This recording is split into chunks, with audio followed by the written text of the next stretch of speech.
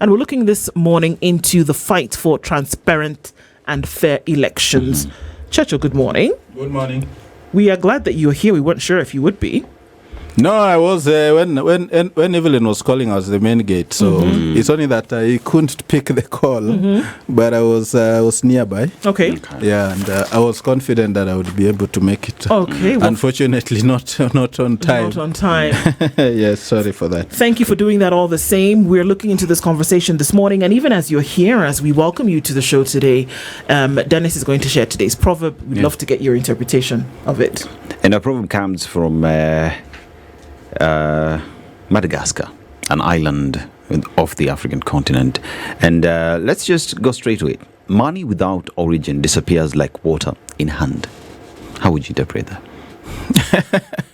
Money without origin, I mean, things that come that easy are easily expended without bothering much and worrying about the effort one made. So things that come cheap are easily lost because one does not become a little more careful in using them. And we have seen that a lot of that in Kenya. You remember, the empowerment that our current president and his former deputy, estranged though, did in Mount Kenya region from almost 2018 to 2022. Immediately they were elected, we had people taking to alcoholism because it was cheap money. They would easily spend it on drinks. And so people who are supposedly empowered, and it's glad I've spotted on Ebunyutu in the compound here. You would agree with me that whatever is being called empowerment, based on the experience we had in 2018 to 2022, and what is going on now, might turn out to be that water that is easily evaporated from the hand because it comes cheap. Easy come, easy go. Easy go, exactly. Well put. Fantastic. We are already in what I like to call sometimes political silly season, where a lot of things are already happening. But one of the things that Kenyans would pay blood for is free and fair elections, no matter what the case may be. That at the end of the day, Kenyans want to be in a mood where they are satisfied that the process, well before the election date, when campaigning ensued, and that candidates made their bid at whatever level, in this case 6 of them, from the MCA to the Member of Parliament, Women Rep, Senator, Governor and President, that their vote counted, not just because they stood up to vote, but because through the process it counted for something, and that number one was not going to be stolen, was not going to be counted a lost ballot, was not going to be put in a bag somewhere that would be used for anything untoward. Kenyans are interested in a free and fair process, generally, one would assume. Maina Kiai in 2002,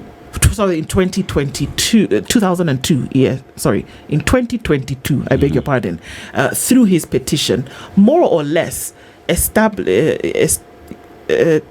after the 2017 election, I beg your pardon, get my dates crossed there, essentially assured that from 2022 moving forward, there we go, that the result of an election would be determined at the polling station.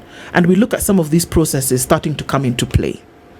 How can Kenyans, even as we get into this conversation this morning, Churchill, be comfortable to know that you have an IEBC in place and that you have agents of a process in place ensuring that an election will be free and it will be fair and that the process would have been efficient? Yeah, thank you very much. Yes, I'm quite aware of the Maina Kiai case and the Kelef. They were together with the Kelef of Muhuri. Secondly, I would brag that I'm an election expert because I've been an election observer with the African Union since 2008. A process that has taken me to about 28 countries in the continent and still counting. First of all, Kenyans will have to be careful and ensure that the legal framework, of course, the Constitution speaks to free and fair elections, elections that are verifiable, that are accurate, that are simple. If you look at Article 82, but a lot of that, Article 82, delegates the power to make electoral laws to Parliament, that is both the National Assembly and the Senate.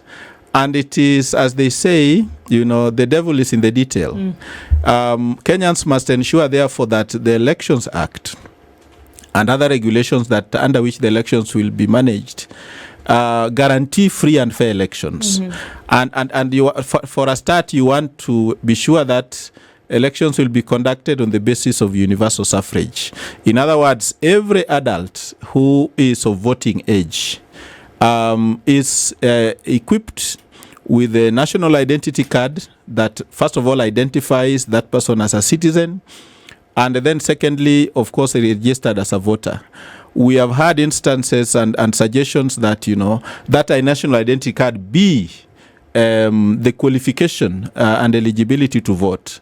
Of course, that is not what is in the law, but we recently had, leader of opposition Raila Odinga suggest that because this, once many bureaucracies are introduced, then that is how people who are eligible end up not, being able to vote because of tactical voter suppression. Voter suppression is where you make sure that even those who are eligible, not all of them get registered. And we had quite a lot of that in 2022, when a lot of the current Gen Zs who have reawakened and somehow become more politically conscious were reluctant, even though they had IDs to go and register and vote. They did not have the confidence in the system.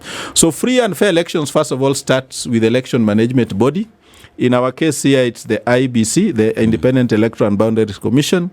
And because it is a new team, we are hopeful, one, that the secretariat that they are found in place will not run circles around them, because one of the problems we have had is a secretariat at the IEBC that is more entrenched and more cozy to the establishment or the powers that be, that any new commission that comes in, is taken in circles. And so they do this every year in. One of the advantages we have this time is that we have an electoral commission that will only manage the 2027 elections. And I think at some point Kenya debated with that idea, that why can't we have a commission that only manages one election and goes. I think by default we have ended up having that. So this current electoral commission that is chaired by Mr. Ethekon will only manage 2027 and then begin preparations for 2032, but will not be in office by the time the 2032 elections are held. And so we have an election body that has come in without baggage. We want to believe that they'll be able to clean up the secretariat so that some of these shenanigans that, impede the realization of free and fair elections are addressed. Secondly is that the IEBC, and I remember seeing such a document, have what they call results management system. They have a whole document, stating stage by stage how to ensure that the elections are free and fair. And of course, when we talk of free and fair, we mean that the electoral process will be devoid of coercion, any violence, because you remember, there are certain voter segments of voters that would be thoroughly scared if they had, for example, the kind of violence we have had in the recent past. And so we want to believe that, all actors and stakeholders in the electoral process will stop campaigning by the time the campaigns will end, so that we don't have vigorous activities that may scare would-be voters. What would be the difference between what has been happening and then what would be envisioned to happen in 2027? I think learning from mistakes that we have made all the way from 2013. You remember almost all the elections that we have had under the 2010 Constitution have been contested in court. And even though in some instances, for example, in 2013, the elections were okayed by the Supreme Court, we didn't have much. The Chief Justice then and his team did a job that they to date know that will follow them, to their graves. justice must not only be done, but be seen to have been done. There is a sense in which the Supreme Court decision of 2013 left Kenyans hanging somewhere, kwa mataa in our lingua franca. But in 2017, the Justice Maraga-led team did nullify the first round of presidential vote and made a raft of recommendations that ought to have been factored in the run-up to 2022 elections. Again, even in 2022, even though the Justice Martha Koome bench did give the green light for the presidential vote, they still made a number of observations. First of all, reaffirming that, the votes cast at the polling station are the ones that should be aggregated. Yet, Chebukati and team, may God rest his soul in eternal peace, had established somewhere, some place called Bomas, where the aggregation itself became more controversial. And he ended up visiting, homesteads of people who were trying to influence the election results. There were even allegations of asking for money, and that's not the kind of stuff. I was personally at Bomas and Adam Sava. And some of the things, immediately I set foot at Bomas, I said, this song we are being entertained with, this choir from Tanzania, why does the song ring a familiar bell? Because this song is the same one that the Kenya Kwanza used, President Ruto used during his campaign. How coincidental is it that the composers of the song that the president used are the ones that the IEBC, independent as it were, chose to come and entertain us at Bomas? Were we not being led through the garden path, Kenyans love the music. No. I mean, if you see, there is a way in which things are choreographed. And immediately I set foot, I told people here, we are being taken for a ride. It's just a formality. We are waiting for results, an election whose results had been predetermined. And so I even raised it with the commission and I said, have we heard this song before? Is it not the song that was being bellowed by one of the political groupings during the campaigns? How coincidental that they are the ones that are entertaining us here at Bomas. And so Mr. Ethekon and his team must, earn the trust and confidence. Right now, people still have the hangovers of the IEBC, the Chebukati-led IEBC. And Chebukati did not quite go with that baggage to his grave. And so Ethekon and his team have inherited that baggage. It is upon them to rid themselves of that baggage and ensure that Kenyans, for once, will have trust and confidence in this IEBC. Because without that confidence, I can tell you, and of course we have already begun seeing all manner of statements. I saw a worrying statement, for example, from Martha Karua. She was addressing, Kenyans in the diaspora. And he was saying that even if Ruto appointed himself as the chair of the commission, the opposition, the united opposition, will still win. Now that is worrying because in a free and fair election, it is the process that should be predictable, not the outcome. Now we had such statements being made, and I remember then Deputy President and presidential candidate William Ruto telling Raila that even if he appointed his own brother Oburu Odinga as chair of the IEBC, they would still beat him. Now that again worried me, and we saw it come to pass.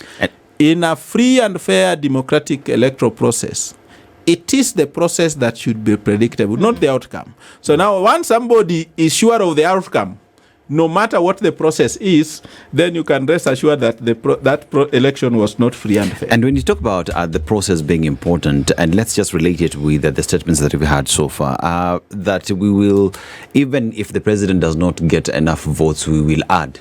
Exactly. That even if the president akishindwa tutamwibia. Yes. And you hear these are statements that are being made by none other than the political players in the industry. The very political players. And you've had even the IEBC chair Ethekon addressing himself to the same in terms of allow us to do our job. We are the only ones who are mandated to deliver this.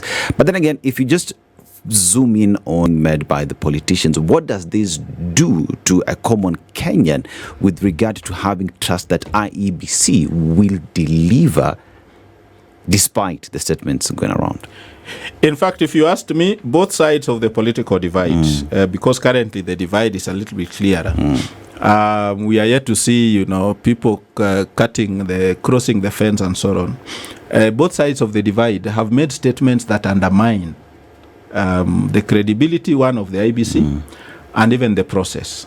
As you have rightly pointed out, we had this MP who, he got excited. And of course, now because of the intensity of the politics, everybody is trying to please the king. Everybody, every politician has become a reed dancer. They are trying to catch the eyes of King Mswati, and so people are saying all manner of things.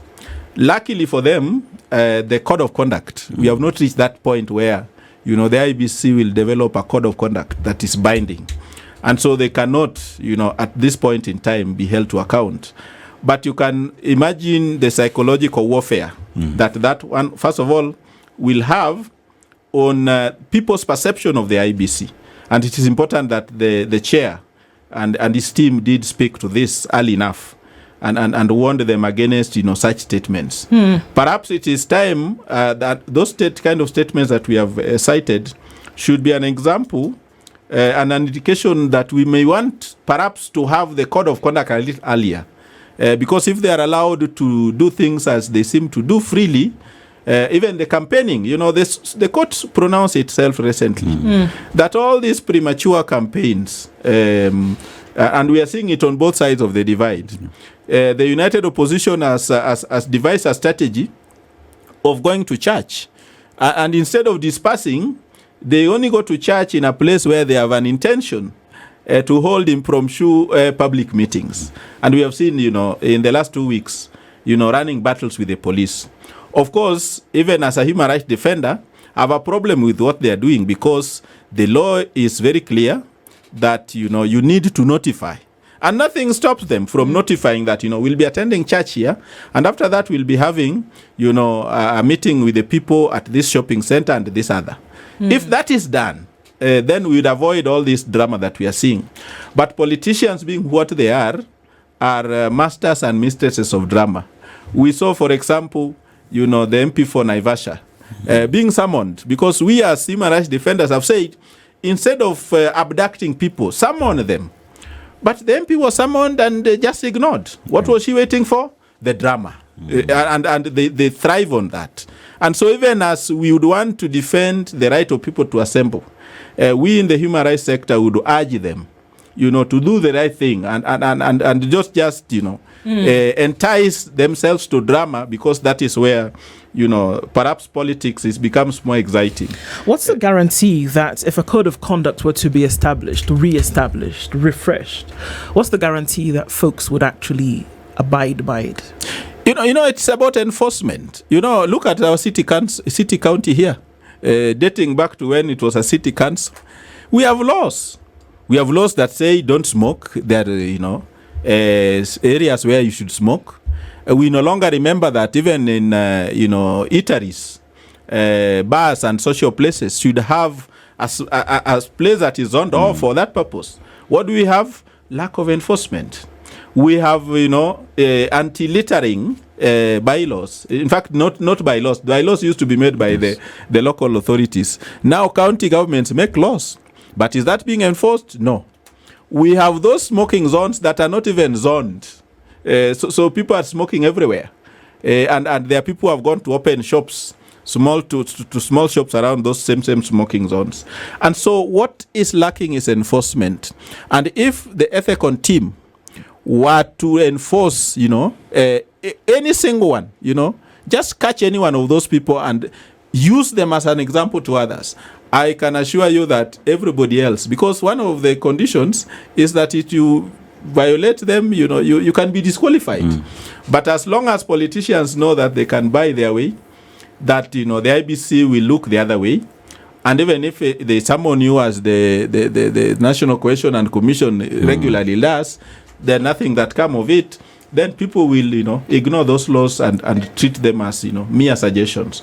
So the solution is enforcement, and very strict, firmly, but in accordance with the law and regulations. Yeah, when you talk about enforcement, especially when with the statements that have been given, you find that IEBC would depend on other agencies to be able to help with enforcement, right? So here we have the NCIC who would summon you, but you've not seen anything so far to this moment. You'd expect that police themselves would move in without even being prompted, because that is statements that would create disorder among the public. But as you look at IEBC chairperson having spoken and the other agencies being silent, it creates a picture of a disjointed unit that ought to be working together. And that in its own self does not only give the politicians an opportunity to continue spewing the statements, but even members of the public start forming perceptions and even lines, clearly demarcated lines on how they think about IEBC. So then how do we move forward and ensure that everyone in these agencies work together in ensuring that the credibility of IEBC is upheld? Yeah, I think there is some multi state agency institution that normally comes together when elections are around. We have had, in the past where the IBC works together with the NCIC, it brings together the Office of the Attorney General. We have had the Office of the Director of Public Prosecutions, and even as an agency within the Judicial Service Commission. They normally create the pool of courts, the election courts that are normally established for this purpose, bring together even the magistrate level.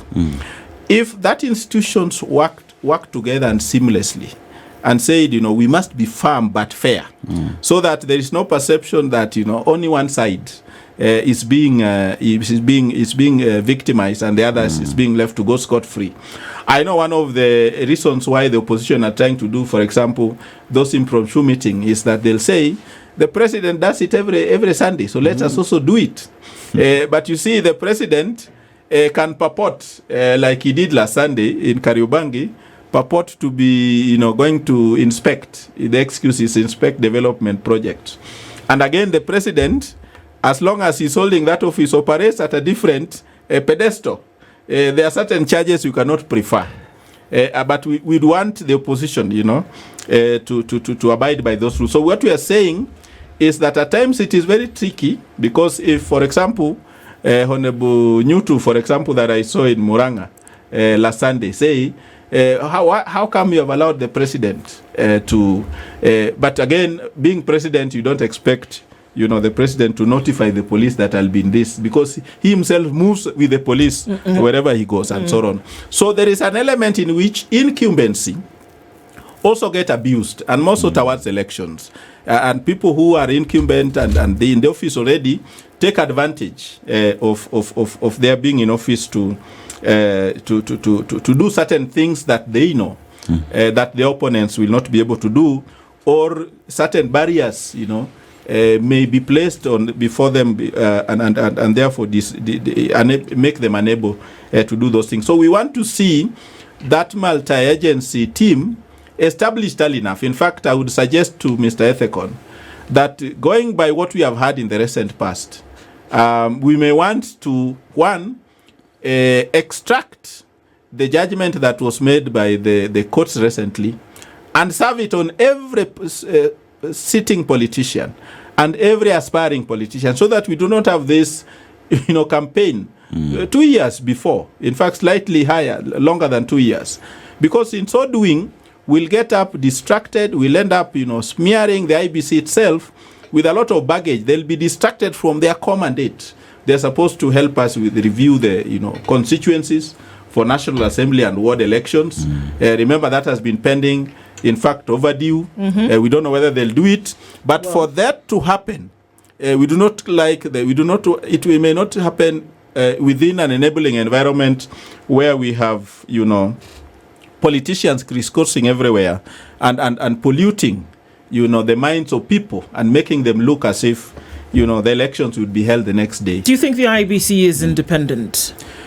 Yes and no. Election management bodies, by virtue of the manner in which they are established, guarantee some independence. But you see, there are people who will tell you that the fact that, 3 names are forwarded to the president, and he decides on one to be the chair, again makes the people doubt whether, there is this true independence. The fact that 9 names are forwarded for members of the IEBC, and then the president has the latitude to pick 6 and leave out 3, again, has cast always doubts. But you see, as one of those who wrote the Constitution, we were saying that at some point, there must be somebody who makes the appointment. There must be somebody who makes the appointment. And if you look at the manner in which the election management body is appointed, almost all the 3 arms of government play a role. In fact, we can say, in theory, that all Kenyans play a role in the establishment of the IEBC, because there is involvement of political parties, there is involvement of the Public Service Commission, which is established, of course, to serve the general public. There's involvement of, the executive, and, then there is a panel that represents different segments of society, including the Law Society of Kenya, the Interreligious Council, and so on and so forth. So through that process, you have people who are interviewed, and the public has a role to play in making available any information, adverse or positive, that they may have on those people. So if people are finally shortlisted, then it is believed that through that rigorous, interview and vetting process, that there are people who are credible enough, and that gives them some independence. Then they are forwarded the names are forwarded to the president, who then selects a chairperson from a choice of 3 and 6 from a choice of 9, and forwards them to parliament, that then again does another round of vetting. And then the public again is invited. Then, when they are finally vetted by parliament, the names are taken back to the president, again elected by the people, and then the president forwards them to the Chief Justice, the judiciary, who then swears them in. And we have always had, the Chief Justices in the past, telling them how best to deliver, giving them the best advice that is available, that they need to remain strong. But of course, we all know that despite the fact, the theory that we have about the 3 arms of government being doing checks and balances, we know the one that tips the scale, the executive, with all the resources, instruments of coercion, instruments of persuasion, and so on. And so we have had this challenge that perhaps the sitting president, and especially if he's going to defend his seat, has always used. Yes, and so that particular issue has always been outstanding. But you see, if the election management body was to be appointed by somebody else, it is only done so in states that are described as a failed state, where the UN comes in to help, and the UN machinery is entrusted with the facility, because nobody trusts each other. But in our system, despite our challenges, I don't think we are yet, in a situation where we can be described as a failed state, because a failed state is where, there is no law and order. But what we know is that for us even to have sat here and rested assured that when we finish this program, we'll all be able to disperse and reach our homestead safely, means that, Kenya is not yet there. Of course, I've had politicians talking about failed states. Some of us who have observed elections in environments that could be closer, not even failed entirely, but could be described as almost failing, know what a failed state is. And I can tell you that ours is very, very far from that description. Jurisdictions where elections are held that don't have an electoral body, but seem to then be able to hold what would be considered, for the most part, free, fair, and efficient election? Exactly. The American election is conducted by volunteers. By volunteers. But there is the state, every state, each of those states is in charge. And people trust the system because institutions have shown over the years that they can deliver. So in America, you don't have an election management body as such. But there are certain institutions and departments in each state that ensure that those elections are conducted in accordance with the law. And people have trust in those. And many other countries in Europe. But in our situation here, we have institutions that are very weak, that whose delivery and performance is dependent on the personality of individuals that occupy them.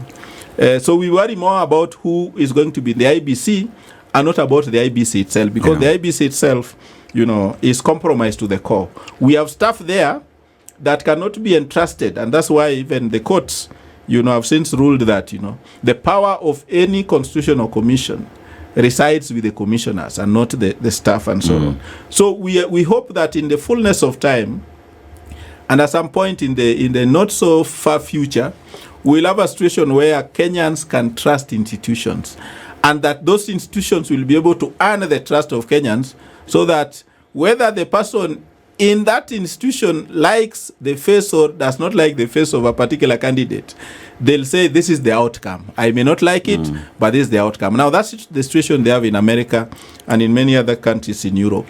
In Africa, we saw the Gambia, elect with pebbles. They go pick pebbles in the beach, and they count. It is those pebbles that they count. Of course, one, it might be possible to do that, and I've seen them do that, because one, the population is not big. But two, again, the fear of what would happen, during some of the dictators they have had in the past. I think anybody would shudder at, offending whoever is in charge and whoever is expecting to win. But ideally, our constitution talks about elections that are simple. And for me, doing elections with the pebbles is the simplest, method you can have. Because you cannot, change. Here we have people doctoring results. We recently saw even in court, during, the inquiry into Rex Masai's death, where even records of who signed for the gun have been changed, and so on and so forth. And so when we have such mischief being perpetrated by people who have been entrusted by the public to perform certain duties, I think it boils down now, one, to the integrity of the Kenyans themselves, and therefore by extension to the institutions that we have established. But I will tell you that there are indeed countries, one of them, United States of America, one of the largest democracies in the world, that does not appoint, has no election management body, and that depends on every state and its public service to deliver free and fair election. And the rest is, for political parties is volunteers and so on and so on. There's a question that Ndu asked you with regard to is IEBC free and fair, and the ultimate response from you was yes or no.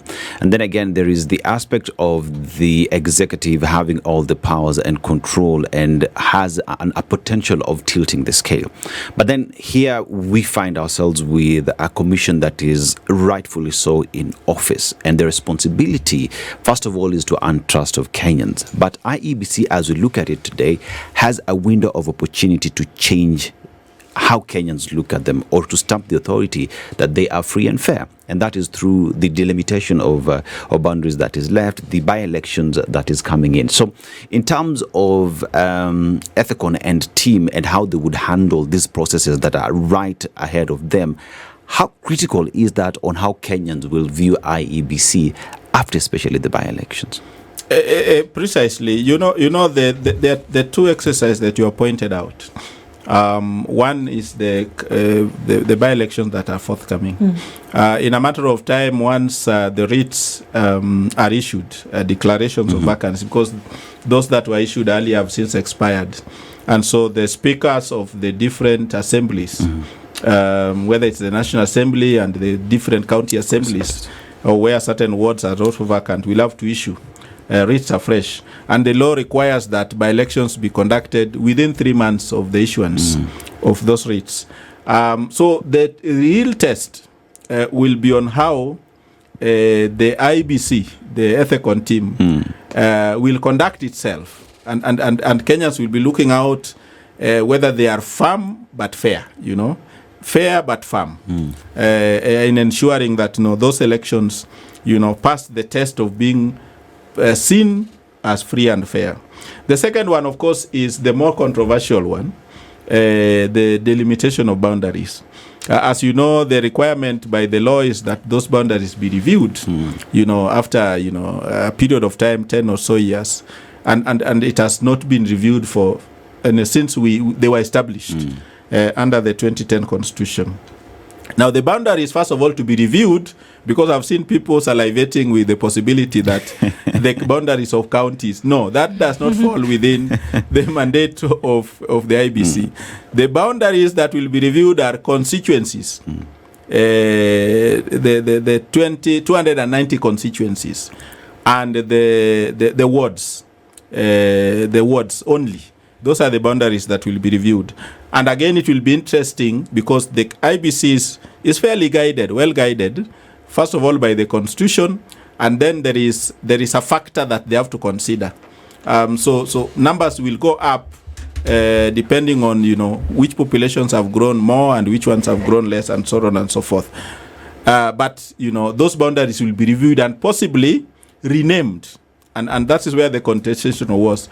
I can tell you, when you are writing the 2010 Constitution at Bomas in 203, 204, at some point everybody wanted, their district, because what we used was the District Act of 1992, and we said this is the lived experience of Kenyans. Kenyans have lived in these units before, and because we do not want to create, disharmony and do no harm to people who have had relationships, they have had common markets, and so on and so forth, we said let's go by the District Act. And the District Act had even a schedule of where the boundaries, lied.